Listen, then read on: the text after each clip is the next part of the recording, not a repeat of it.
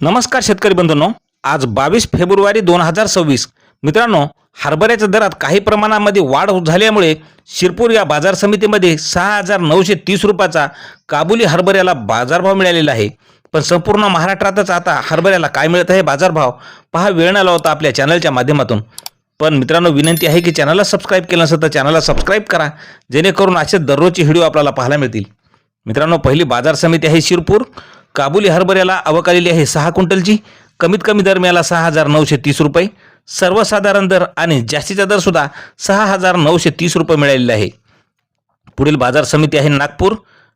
आवक आलेली आहे 660 क्विंटलची. कमीत कमी हरभऱ्याला दर मिळाला 5,000 रुपये. सर्वसाधारण दर मिळाला 5,264 रुपये. तर जास्त दर मिळाला 5,350 रुपये. मित्रांनो, पुढील बाजार समिती आहे कर्जत मिरजगाव. हरभऱ्याचा वाण लोकल आवक आलेली आहे 12 क्विंटलची.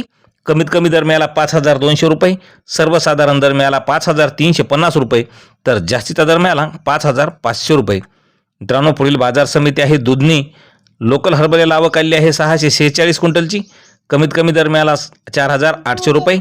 सर्वसाधारण दर मिळाला 5,172 रुपये. तर जास्तीचा दर मिळाला 5,250 रुपये. मित्रांनो, पुढील बाजार समिती जळगाव. आवक आलेली आहे 5 क्विंटलची. कमीत कमी दर मिळाला 5,005 रुपये.